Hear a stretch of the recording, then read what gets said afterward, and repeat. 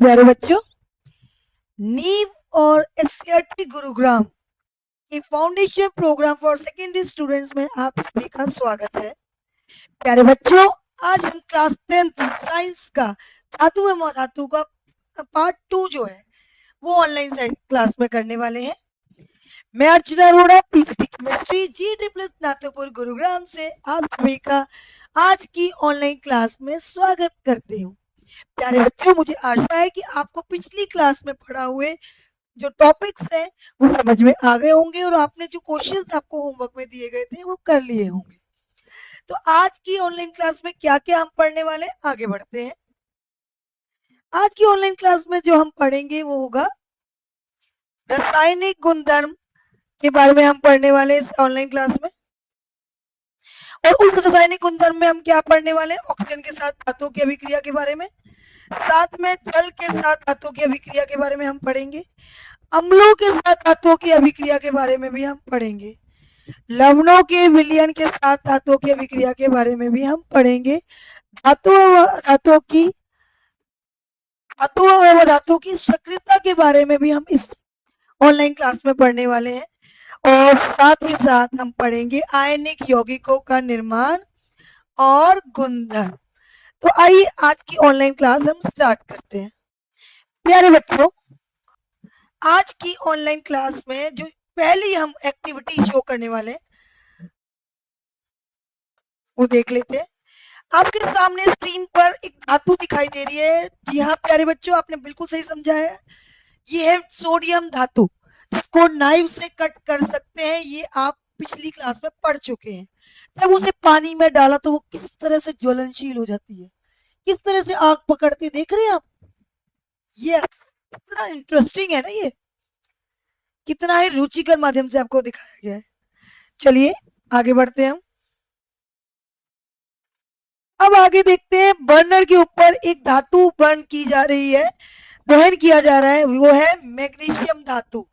और वो मैग्नीशियम धातु किस तरह से बर्न होने के बाद पाउडर में कन्वर्ट हो जाती है, ये सब प्यारे बच्चों क्यों दिखाया जा रहा है आपको, क्योंकि ये जो है ये एक रासायनिक गुणधर्म या रासायनिक अभिक्रिया के उदाहरण है। प्यारे बच्चों, हम इसी प्रक्रिया से आगे बढ़ते हैं और आपको दिखाते हैं कि किस तरह से कौन सी धातु किसके साथ किस तरह से अभिक्रिया करती है। चलिए पहली रासायनिक गुणधर्म पर हम पहुंचते हैं। धातु वायु में उपस्थित ऑक्सीजन के साथ अभिक्रिया करने पर धातु के ऑक्साइड बनाते हैं। धातु प्लस ऑक्सीजन गिव्स जो है वो धातु ऑक्साइड देती है। इसके बारे में जरा एक बार जान लेते हैं। हमारे पास वॉच ग्लास है, टोंग है। टोंग से हम धातु को पकड़ के बर्नर में लेके जा रहे हैं। सबसे पहले हमने सोडियम धातु देखी किस तरह से बर्न हुई। उसके बाद हमने कॉपर देखा। कॉपर आप देखेंगे कि आग में काला होता जा रहा है, बर्न नहीं हुआ उस तरीके से जिस तरह से सोडियम बर्न हुई। इसके बाद हम देखेंगे मैग्नीशियम धातु किस तरह से उसने ज्वाला पकड़ी और श्वेत कलर का एक बहुत अच्छा प्रकाश पैदा किया। और जब वो बर्न होने के बाद ऐश में उसका जो पाउडर निकल के आया सामने, उसने एक व्हाइट कलर का, श्वेत रंग का ऐश क्रिएट कर दिया। इसके बाद हम बात करेंगे सोना धातु की। सोना धातु जब आग में गया तो उसने कुछ भी नहीं किया। और इसके बाद जब लोहा गया तो लोहा जो है वो भी आग पकड़ने लगा। तो आपने देखा कि कुछ धातुएं बहुत जल्दी आग पकड़ लेती, जैसे कि सोडियम। कुछ धातुएं बर्न करने के बाद भी आग नहीं पकड़ती, जबकि वो रंग अपना परिवर्तित कर लेती हैं, जैसे कि कॉपर। कुछ धातुएं बहुत अच्छे से ज्वाला उत्पन्न करती हैं, जैसे कि मैग्नीशियम।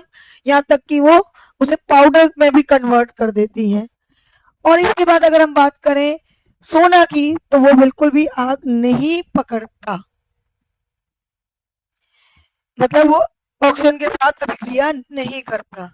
और इसके बाद अगर बात की जाए लोहे के बुरादे की, तो लोहे का बुरादा कुछ हद तक आग पकड़ लेता है। तो इस तरह से हमने देखा कि धातु जो है वो ऑक्सीजन में अभिक्रिया करके धातु ऑक्साइड बनाती है, परंतु सभी धातुएं एक समान तरीके से अभिक्रियाएं नहीं करती हैं। तो देख लेते हैं धातु ऑक्सीजन के साथ अभिक्रियाएं करने के बाद क्या क्या बनाती है।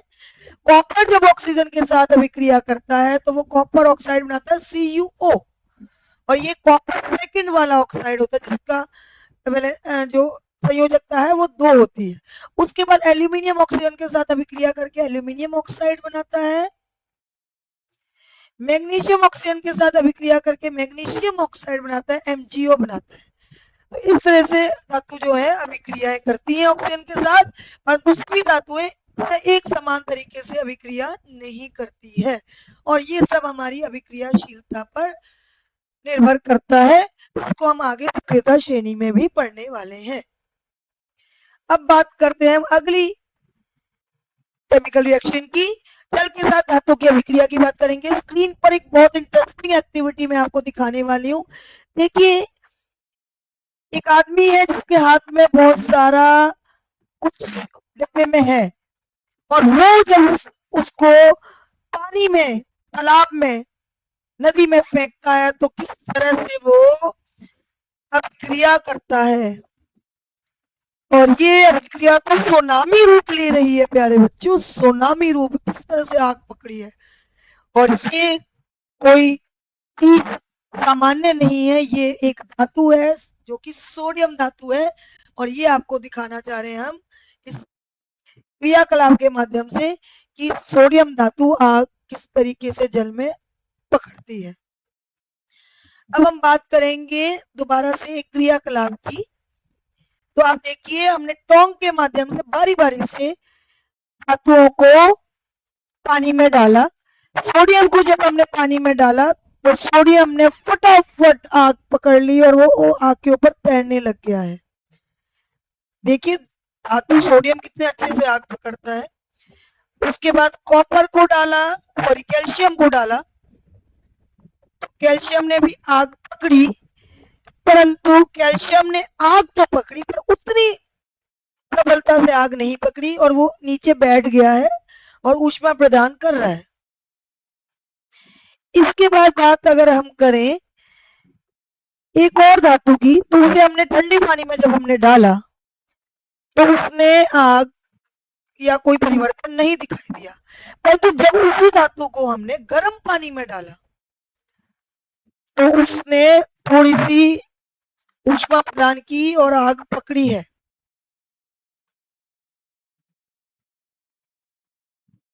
आप देख रहे हैं ये चेंजेस आपको दिखाई दे रहे हैं। ये धातु है बच्चों और कोई नहीं, मैग्नीशियम। मैग्नीशियम ठंडे पानी में अभिक्रिया नहीं कर रहा, क्योंकि गर्म पानी में वो अभिक्रिया करता है। अब हम बात करेंगे अगली धातु की,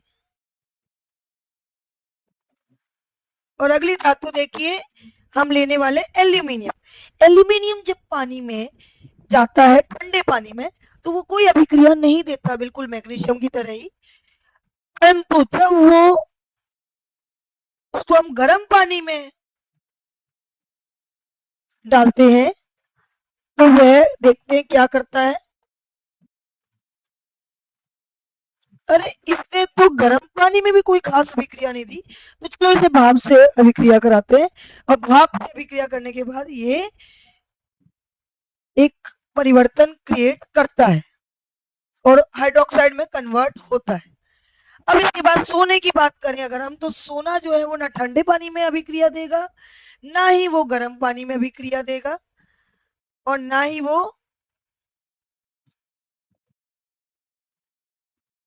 भाप में अभिक्रिया देगा। तो इस तरह से इस अभिक्रिया के माध्यम से हम ये बता सकते हैं कि जो सोडियम धातु है वो सबसे ज्यादा अभिक्रियाशील है, और वो जल में जाने के बाद तुरंत आग पकड़ लेता है ठंडे पानी में भी। परंतु अगर हम आगे देखें तो हमने आगे देखा कि कैल्शियम धातु जो है वो आग तो पकड़ता है, परंतु उतनी अभिक्रिया से आग नहीं पकड़ता, उतनी प्रबलता से आग नहीं पकड़ता जितना कि सोडियम धातु पकड़ता है। तो कैल्शियम जो है वो सोडियम के मुकाबले में कम अभिक्रियाशील है। इस तरह से हम अपनी सक्रियता श्रेणी को खुद भी बना सकते हैं। तो मैं आपको बताऊं कि सबसे पहले क्या आया हमारा, सोडियम आया, और सोडियम के बाद आया हमारा कैल्शियम। अब अगर हम बात करें आगे अगली धातु की मैग्नीशियम की, तो मैग्नीशियम ने ठंडे पानी में आग नहीं पकड़ी पर गर्म पानी में पकड़ी, तो मैग्नीशियम जो है वो कैल्शियम से भी कम अभिक्रियाशील रहा। और इसके बाद हमने देखा था कि एल्यूमिनियम ने जो है वो आग पकड़ी थी परंतु उसने भाप के साथ अभिक्रिया की थी। तो इसका मतलब ये है कि एल्यूमिनियम जो है वो मैग्नी सोडियम कैल्शियम और मैग्नीशियम के मुकाबले में कम अभिक्रियाशील है। और सोना बिल्कुल भी अभिक्रियाशील नहीं है क्योंकि सोना ना ठंडे पानी में, ना गर्म पानी में और ना ही भाप में आग पकड़ पाता है। तो चलिए आगे बढ़ते हैं बच्चों। पिछले क्रियाकलाप में देखा बच्चों कि धातु जब जल के साथ अभिक्रिया करता है तो धातु ऑक्साइड और हाइड्रोजन गैस बनाता है। जैसे कि जब धातु ऑक्सीजन के साथ अभिक्रिया करती है, धातु ऑक्साइड बनाती है और हाइड्रोजन गैस साथ में बनाती है। धातु ऑक्साइड जब जल के साथ अभिक्रिया करते हैं तो धातु हाइड्रोक्साइड बनाते हैं। एक एग्जाम्पल के माध्यम से हम बता रहे हैं आपको कि पोटेशियम जब जल के साथ अभिक्रिया करता है तो वो पोटेशियम हाइड्रोक्साइड KOH बनाता है, साथ में हाइड्रोजन गैस बनाता है और साथ में ऊष्मा प्रदान करता है। इसी की कड़ी में हम आपको आगे बताएंगे कि कुछ धातुएं जो है, जैसे कि हमने क्रियाकलाप में देखा, कुछ धातुएं शीतल जल के साथ अभिक्रिया करती हैं और हाइड्रोक्साइड बनाती है। जैसे कि सोडियम सोडियम जो है वो शीतल जल के साथ ही अभिक्रिया कर लेता है और सोडियम हाइड्रोक्साइड बनाता है, साथ में हाइड्रोजन गैस और ऊष्मा प्रदान करता है। परंतु कुछ धातुएं ऐसी भी हैं जो कि गर्म जल के साथ अभिक्रिया करती है, जैसे कि मैग्नीशियम। और मैग्नीशियम जब जल के साथ अभिक्रिया करता है गर्म जल के साथ, वो मैग्नीशियम हाइड्रोक्साइड बनाता है। परंतु कुछ धातुएं ऐसी हैं जो ना गर्म जल के साथ अभिक्रिया करती है, ना ही शीतल जल के साथ, वो भाप के साथ अभिक्रिया करती है, जैसे कि एल्यूमिनियम। और एल्यूमिनियम जो है वो एल्यूमिनियम ऑक्साइड बनाता है और साथ में हाइड्रोजन गैस बनाता है। और कुछ धातुएं ऐसी भी हैं जैसे कि सोना, जो कि भाप के साथ भी अभिक्रिया नहीं करती है। तो आगे बढ़ते हैं बच्चों अगली रासायनिक जो अभिक्रिया है, ये गुणधर्म है, reaction of acids with metals. अम्ल की धातु के साथ अभिक्रिया के बारे में बात करेंगे हम। चलिए एक क्रियाकलाप के माध्यम से देखते हैं। हम एक एक करके धातुओं को अम्ल में डालेंगे, हाइड्रोक्लोरिक अम्ल में। देखिए ये पहली धातु जब हमने अम्ल में डाली तो इसने अभिक्रिया बहुत अच्छी दी और देखिए कितने प्यारे बुलबुले हाइड्रोजन गैस के बन के आ रहे हैं। धातु का लवण तो साथ साथ बनेगा ही, हाइड्रोजन गैस भी बनेगी। और वो धातु कौन सी हो सकती है? सोडियम हो सकती है। अब देखिए अगर आप, तो ये मैग्नीशियम भी अच्छी अभिक्रिया दे रहा है। इसके बाद अगर हम आगे डालें सोना, तो इसने कोई खास अभिक्रिया नहीं दी है। उसके बाद हमने अगली अभिक्रिया डाली, अभी अगली चीज डाली तो उसने भी खास अभिक्रिया नहीं दी है।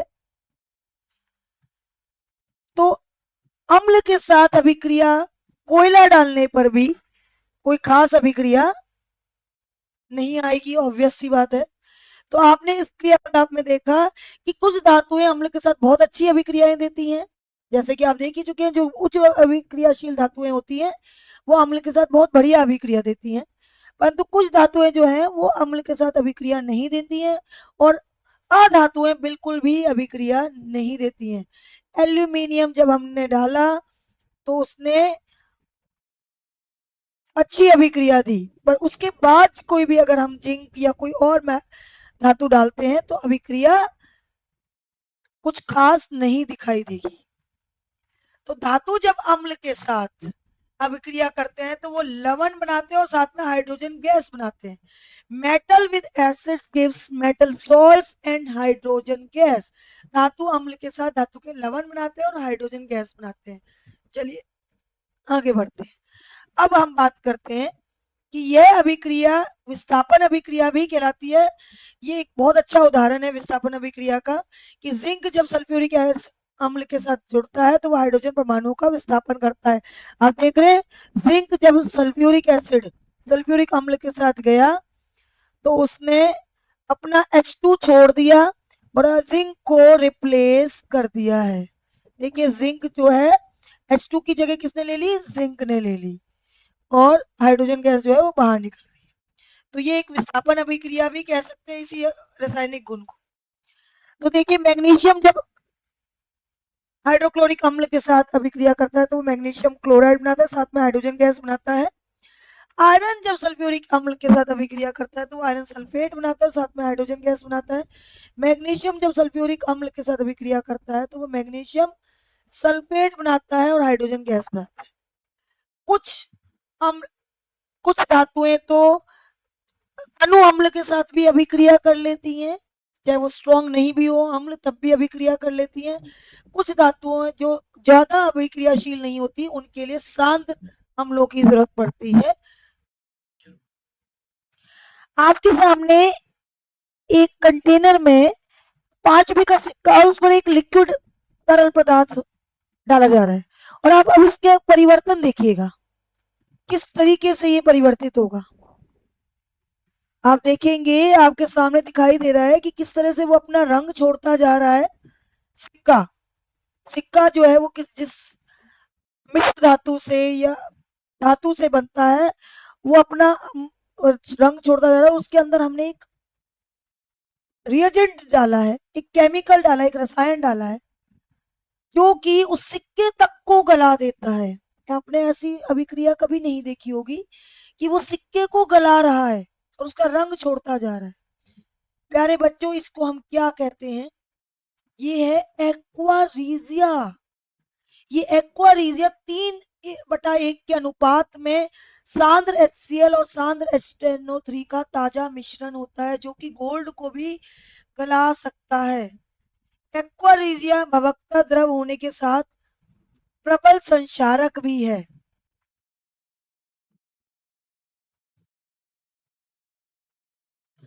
आप देखेंगे कि किस तरह से ये एक्वारीजिया बनता है। देखिए आपके सामने स्क्रीन पर 3 भाग हमने कॉन्सेंट्रेटेड HCl के लिए, सांद्र HCl के, हाइड्रोक्लोरिक अम्ल के, और उसमें एक भाग हमने डाला सांद्र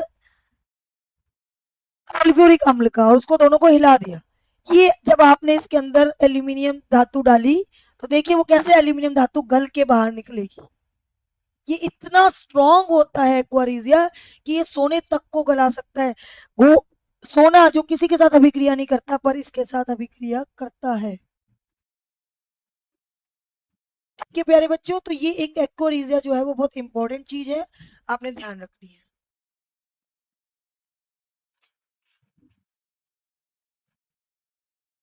प्यारे बच्चों, अब एक और अभिक्रिया हम देखते हैं। हमने 2 टेस्ट ट्यूब ली है, परखनली ली है और दोनों में कॉपर सल्फेट डाल दिया है।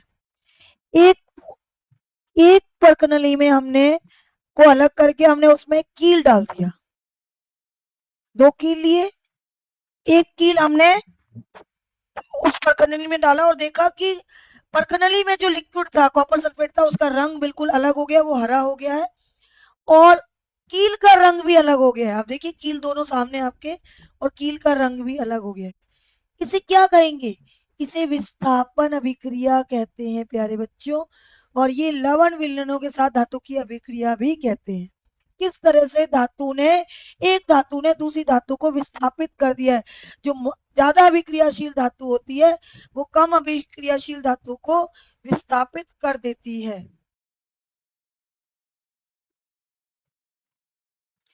एक अधिक अभिक्रियाशील धातु अपने से कम अभिक्रियाशील धातु को किस तरह से उसके लवण से विस्थापित कर देती है, इसको हम लवण विलयनों के साथ धातु की अभिक्रिया जैसी रासायनिक गुणधर्म के अंदर पढ़ते हैं।